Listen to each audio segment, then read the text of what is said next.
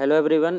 तो आज हम लोग देखेंगे 19 दिसंबर 2022 का करंट अफेयर्स। तो पहला हमारा अर्जेंटीना ने फ्रांस को हराकर फीफा 2022 का फुटबॉल वर्ल्ड कप जीत लिया है। तो इम्पोर्टेंट है कि हमारा इस साल का जो फीफा 2022 का वर्ल्ड कप है वो हुआ था कतर में, और अर्जेंटीना ने फ्रांस को हरा दिया है।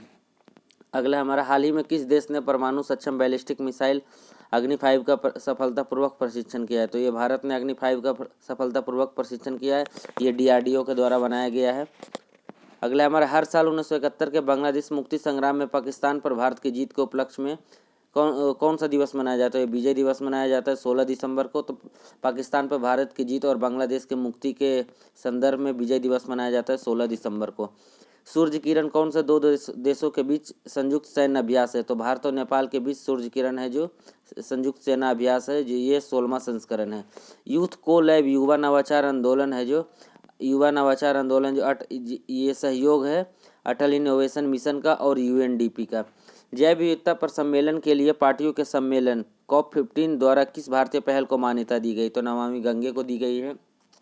इस साल COP15 आयोजन किया गया मॉन्ट्रियल कनाडा में।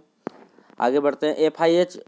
FI federation of Indian hockey का 2023 में जो इंडिया में होगा उसका टाइटल भागीदार कौन बना है? तो टाटा स्टील है।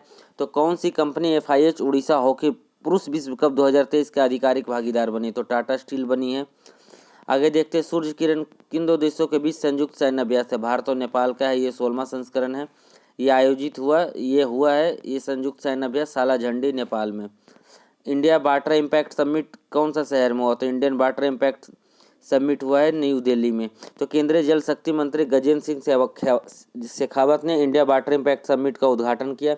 ये 7वां संस्करण है और इसका थीम है restoration and conservation of a small river in a large basin.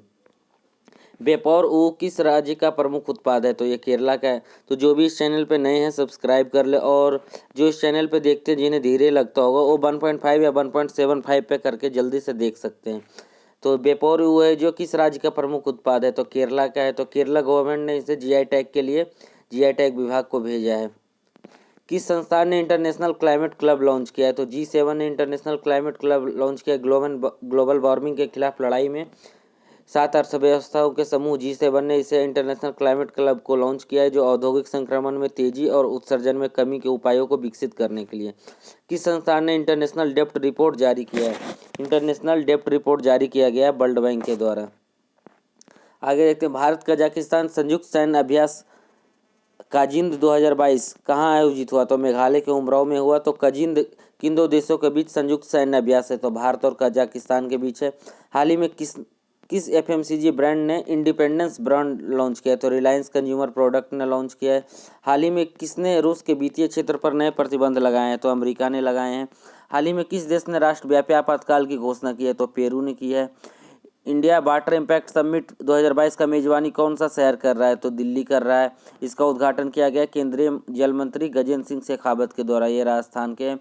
हाल ही में कृषि DSS डिसीजन सपोर्ट सिस्टम विकसित करने के लिए कृषि मंत्रालय ने किस विभाग के साथ साझेदारी की? तो ये अंतरिक्ष विभाग के साथ साझेदारी की है। हाल ही में Airbnb ने किस राज्य सरकार के साथ समावेशी पर्यटन को बढ़ावा देने के लिए समझौता ज्ञापन पर हस्ताक्षर किए हैं? तो गोवा के साथ किए हैं। हाल ही में किस राज्य ने प्रसिद्ध वेपोर ऊ नाव को बोला जाता है, इसके लिए GI टैग के लिए आवेदन किया? तो केरला का है। केरला ने वेपोर ऊ के लिए GI टैग का आवेदन किया है। हाल ही में किस देश ने परमाणु सक्षम बैलिस्टिक मिसाइल अग्नि 5 का सफलतापूर्वक प्रशिक्षण किया? तो भारत ने किया है। 1971 में बांग्लादेश मुक्ति संग्राम में पाकिस्तान पर भारत की जीत के उपलक्ष्य में विजय दिवस मनाया जाता है हर 16 दिसंबर को। तो हाल ही में अमेरिका द्वारा प्रतिबंध लगाया गया रूस पर। मेट फेडरिक्सन किस देश के प्रधानमंत्री बनी है? तो डेनमार्क की राजधानी कोपेनहेगन है। दिसंबर 2022 में कोलकाता अंतर्राष्ट्रीय फिल्म फेस्टिवल का कौन सा संस्करण हुआ? तो ये 28वां संस्करण हुआ। हाल ही में किस देश ने औपचारिक रूप से यूरोपीय संघ में शामिल होने के लिए आवेदन किया है? तो कोसोवो है जो सर्बिया से अलग हुआ है। दिसंबर 2022 में कौन सा देश संयुक्त राष्ट्र के महिला अधिकार समूह से निष्कासित कर दिया गया है? तो ये निष्कासित किया गया है ईरान। तो ईरान की राजधानी तेहरान है। वहाँ के राष्ट्रपति हैं मोहम्मद इब्राहिम रईसी। हाल ही में PM कौशल को काम कार्यक्रम का नाम बदलकर क्या कर दिया गया? तो ये कर दिया गया प्रधानमंत्री विरासत का संवर्धन। तो इसमें इंपॉर्टेंट देख लेते हैं क्या क्या। कोलकाता अंतर्राष्ट्रीय फिल्म फेस्टिवल है, इसका 28वां संस्करण है। मेट फ्रेडरिक्सन डेनमार्क की प्रधानमंत्री बनी हैं।